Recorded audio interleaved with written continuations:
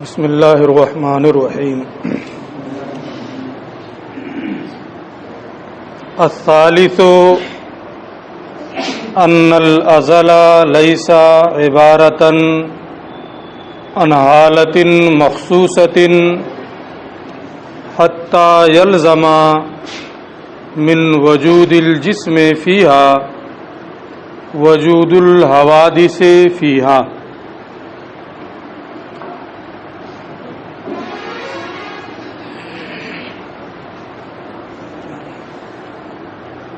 اعتراضات و جوابات کا سلسلہ چل رہا تھا۔ عالم کے حادث ہونے یعنی اعیان و اعراض کے حادث ہونے کی جو دلیل انہوں نے ذکر کی ہے، اس پر جو اعتراضات ہیں وہ اعتراضات اور پھر ان کے جوابات، دو اعتراض اور ان کا جواب ماسبق میں ہو چکا ہے۔ آج تیسرے اور چوتھے اشکال کو بیان کریں گے اور ان کا جواب بھی دیں گے۔ تیسرا اشکال جو ہے وہ دوسرے مقدمے پر ہے۔ دوسرا مقدمہ یہ تھا کل ما لا یخلو عن الحوادث فہو حادث، کہ جو حوادث سے خالی نہ ہو، یعنی جو محل حوادث ہو وہ حادث ہوتا ہے۔ اس کی دلیل انہوں نے یہ ذکر کی تھی کہ جو حوادث سے خالی نہیں ہے، اگر وہ ازلی ہو جائے تو ایسی صورت میں اس محل حادث کا ازل میں ہونا لازم آئے گا، اور جب وہ محل حادث ازل میں ہوگا تو اس میں جو حوادثات پائے جاتے ہیں اس کے لواحقات جو ہیں اور حادث ہیں وہ بھی ازل میں پائے جائیں گے، کیونکہ وہ حوادث کا محل ہے۔ جب وہ ازل میں پایا گیا تو اس کے جو لواحقات ہیں، جو حادث اس میں ہیں، وہ بھی ازل میں پائے جائیں گے۔ تو جو حادث ہے اس کا ازلی ہونا لازم آئے گا، اور حادث کا ازلی ہونا یہ محال ہے۔ یہ لازم کیوں آیا؟ جو حوادث سے خالی نہیں ہوتے ہیں ان کو حادث نہ ماننے کی بنیاد پر، لہذا یہ ماننا پڑے گا کہ جو چیزیں حوادث سے خالی نہیں ہیں وہ حادث ہیں۔ یہ دلیل انہوں نے ماسبق میں ذکر کی ہے۔ اس پر یہ اعتراض کرتے ہیں، ایک شبہہ اور اشکال یہ ہے کہ ازل کا معنی کیا ہے؟ ازل کا ایک معنی ہے کہ مخصوص حالت، یعنی کسی مخصوص زمانے یا کسی مخصوص مکان میں پایا جانا۔ ازل کا ایک معنی ہے کسی مخصوص زمان یا کسی مخصوص مکان میں پایا جانا، اور ازل کا ایک معنی ہے کہ جس کی کوئی ابتدا معلوم نہ ہو۔ اسی کو دوسرے لفظوں میں اس سے بھی تعبیر کر سکتے ہیں کہ جانب ماضی میں جو زمانے فرض کیے گئے ہیں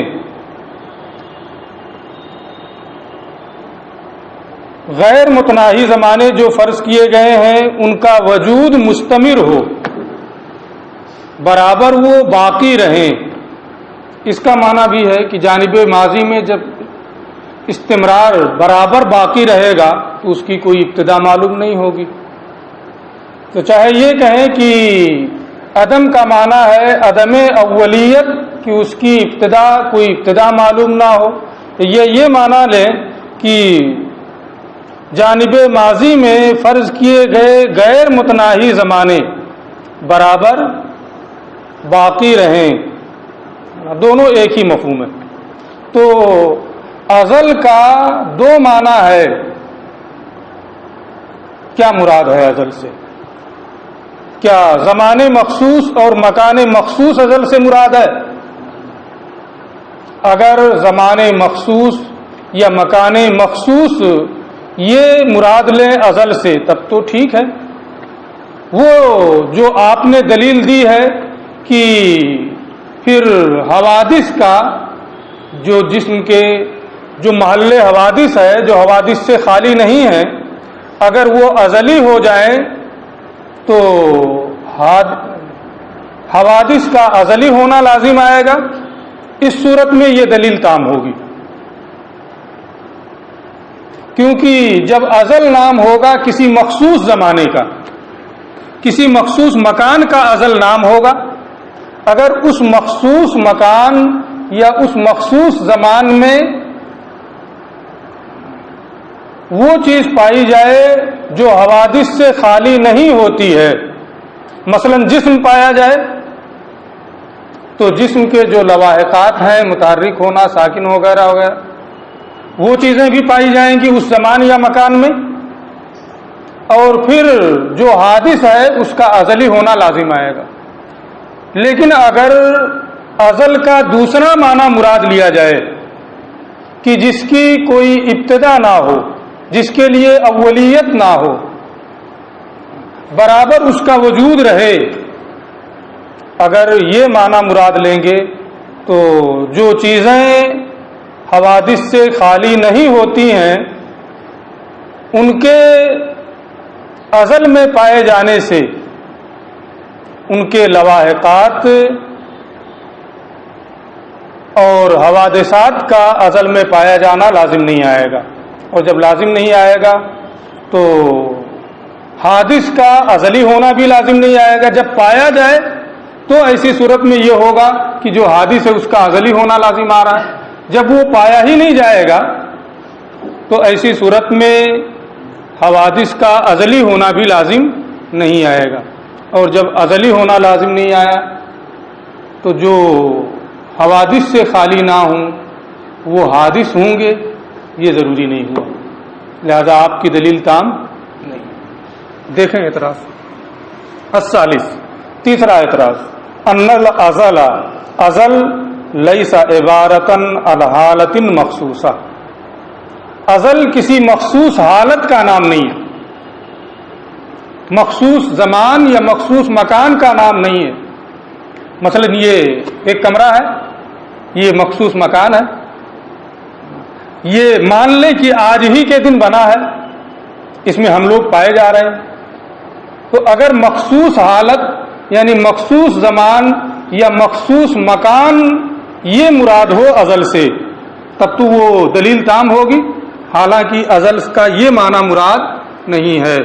ان الازل، ازل سے مخصوص حالت مراد نہیں ہے، حتی یلزم من وجود الجسم فیہ، یہاں تک کہ اس مخصوص حالت، اس مخصوص مکان، اس مخصوص زمان میں جسم کے پائے جانے سے اس میں حوادث کا پایا جانا لازم ہے۔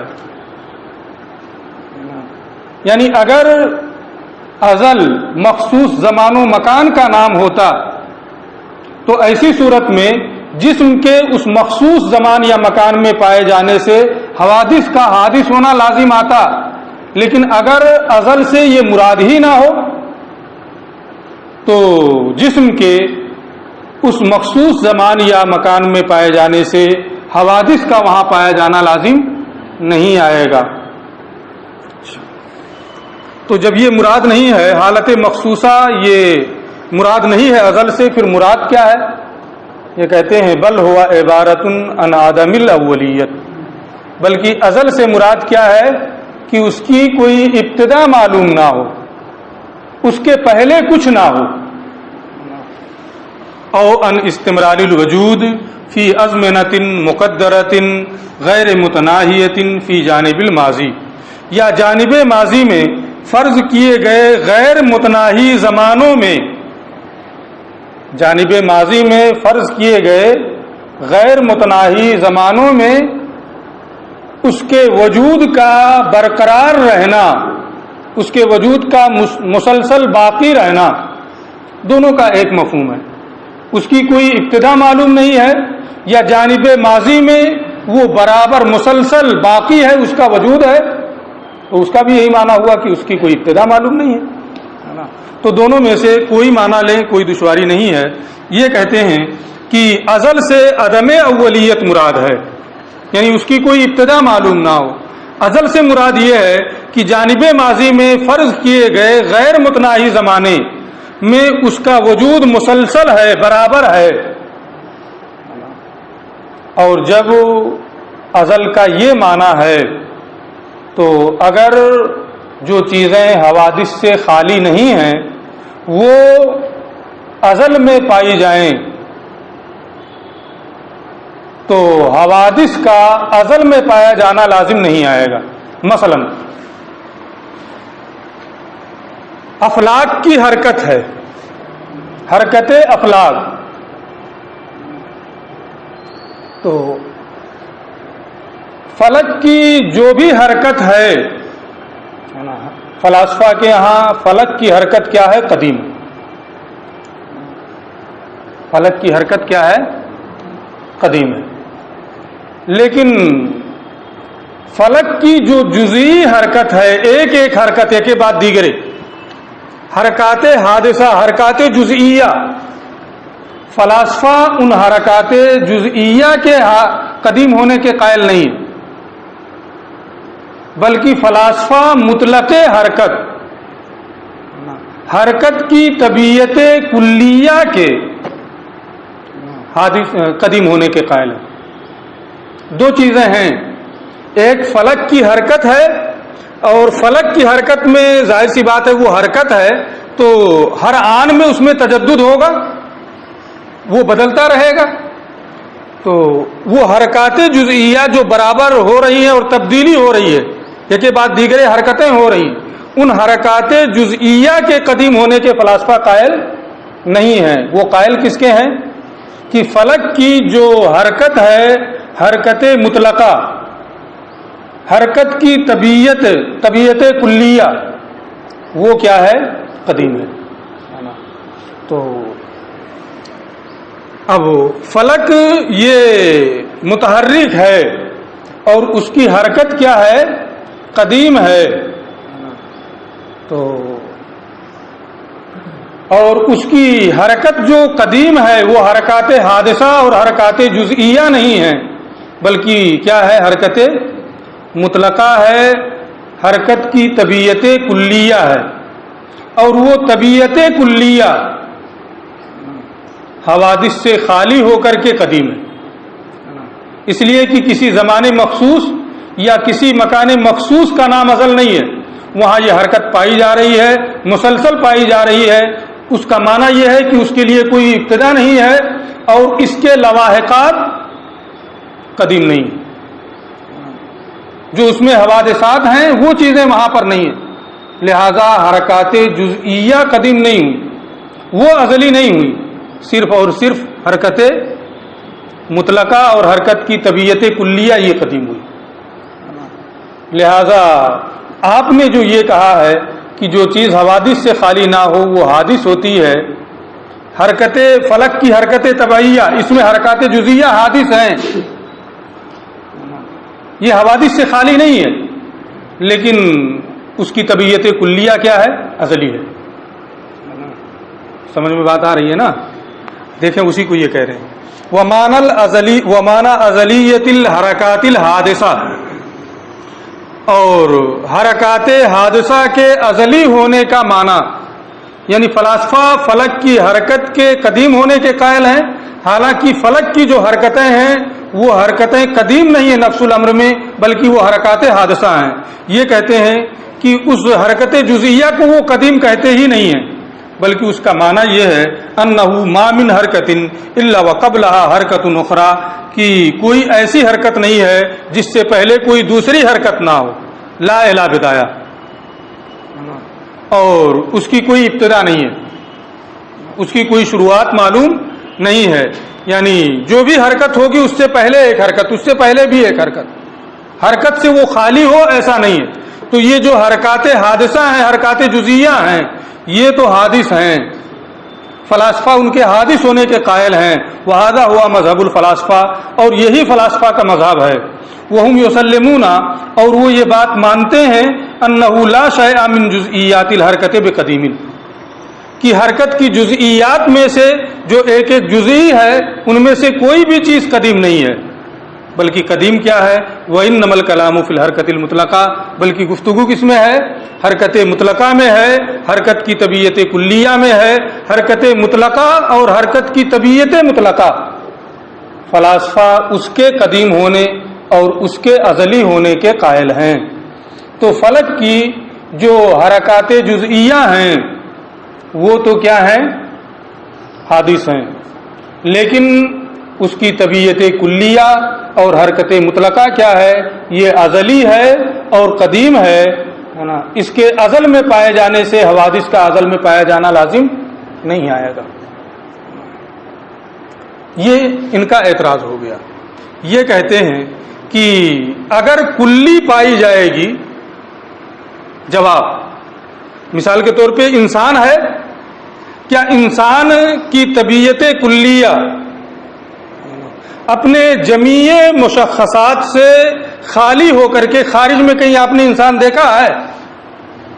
زید، بکر، خالد وغیرہ ان لوگوں سے صرف نظر کرتے ہوئے انسان کی طبیعت کلیہ کو کہیں دیکھا ہے پارک میں؟ جب بھی انسان کی طبیعت کلیہ پائی جائے گی تو وہ افراد کے ضمن میں ہو کر کے ہی پائی جائے گی، زید کے ضمن میں، بکر کے ضمن میں، خالد کے ضمن میں، حامد کے ضمن میں۔ تو جب بھی طبیعت کلیہ پائی جاتی ہے وہ افراد کے ضمن میں ہو کر کے ہی پائی جاتی ہے۔ جب ازل میں حرکت مطلقہ، حرکت کی طبیعت کلیہ پائی گئی تو وہ افراد کے ضمن میں ہو کر کے ہی پائی جائے گی۔ حرکت مطلقہ قدیم ہو، حرکات جزئیہ جو ہیں وہ حادث ہوں، حرکت مطلقہ قدیم ہو جائے، ایسا نہیں ہو سکتا ہے۔ جب بھی پائی جائے گی وہ طبیعت کلیہ تو افراد کے ضمن میں ہو کر کے ہی پائی جائے گی، اور وہ افراد حادث ہیں تو طبیعت کلیہ بھی کیا ہوگی؟ حادث ہوگی۔ ٹھیک ہے؟ والجواب، اس کا جواب یہ ہے انہ لا وجود للمطلق، کہ حرکت مطلقہ کا وجود جزئی کے ضمن میں ہی ہوتا ہے۔ لا وجود للمطلق الا فی ضمن الجزئی، مطلق کا وجود جزئی کے ضمن میں ہی ہوتا ہے۔ طبیعت کلیہ جو ہے وہ اپنے افراد ہی کے ضمن میں ہو کر کے پائی جاتی ہے۔ اس کو شرح تہذیب میں بہت تفصیل سے پڑھیں گے۔ انسان کی طبیعت کلیہ ہے وہ اپنے تمام تشخصات سے مجرد ہو کر کے خارج میں پالی جائے ایسا نہیں ہوگا۔ جب بھی انسان کی طبیعت کلیہ خارج میں پائی جائے گی تو وہ زید، بکر، خالد کے جو جزئیات ہیں ان کے ضمن میں ہو کر ہی پائی جائے گی۔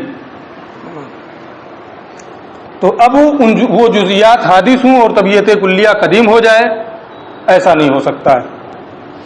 والجواب، اس کا جواب یہ ہے انہ لا وجود للمطلق الا فی ضمن الجزئی، کہ مطلق کا وجود تو جزئی کے ضمن میں ہی ہوتا ہے، اور جب جزئی حادث ہے تو وہ مطلق بھی کیا ہوگی؟ وہ طبیعت کلیہ بھی کیا ہوگی؟ حادث ہوگی۔ فلا یتصور قدم المطلق، لہذا مطلق کا جزئیات کے حادث ہونے کے ساتھ ساتھ قدیم ہونا سمجھ میں نہیں آ سکتا، اس کا تصور نہیں ہو سکتا ہے۔ یہ صحیح نہیں ہے کہ جزئیات تو حادث ہیں اور طبیعت مطلقہ قدیم ہے، یہ صحیح نہیں ہے. جزیات حادث ہیں تو جو طبیعت مطلقہ ہے وہ بھی حادث ہوگی. اگر فلک کی حرکات جزئیہ یہ حادث ہیں تو جو حرکت مطلقہ ہے طبیعت کلیہ ہے وہ بھی کیا ہوگی؟ حادث ہوگی. ٹھیک ہے، یہ اعتراض اور اس کا جواب ہوگا. چوتھا اعتراض الرابع، چوتھا اشکال یہ ہے انہ لو کان کل جسم فی حیز. آپ نے یہ کہا ہے کہ جو بھی اجسام ہیں وہ کسی نہ کسی مکان میں پائے جائیں گے.